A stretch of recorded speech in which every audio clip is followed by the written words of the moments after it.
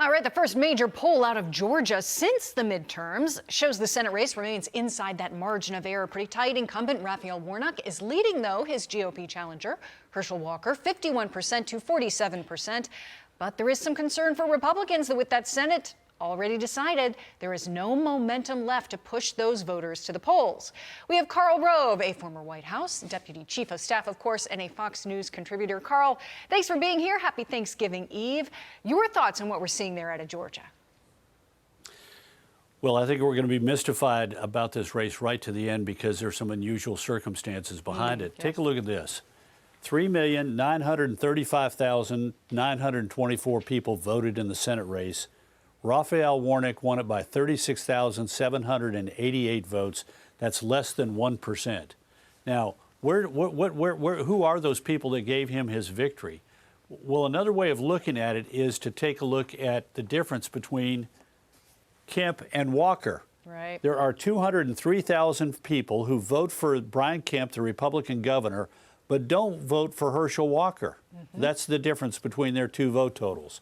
If you look at it, 52,151 of them are people who voted for Brian Kemp, the Republican governor, and the Libertarian for the U.S. Senate.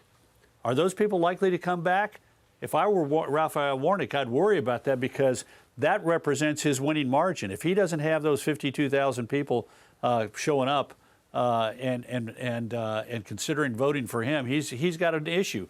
Even more problematic is there are 132,230 people who vote for Kemp for governor and Raphael Warnock for the U.S. Senate voted for Republican and then turn around and vote for a Democrat. Those people how likely are they to come out? That's a real big problem if they don't come out because they represent 3 times his victory margin. Oh, and then goodness. there are 19,122 people who voted for Brian Kemp for governor and left and jumped over the Senate race, didn't even bother to come out. So if I were Warnock, I'd be worried because he won by 203,000 people who turned out and said, I'm voting for Brian Kemp, the Republican governor, but I can't bring myself to vote for Herschel Walker, the Republican Senate nominee.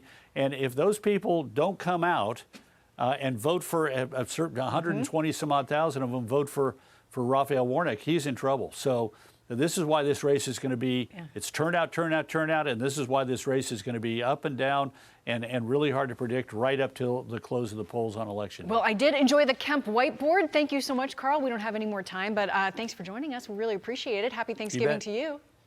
Same to you. John? Hey, Sean Hannity here. Hey, click here to subscribe to Fox News YouTube page and catch our hottest interviews and most compelling analysis. You will not get it anywhere else.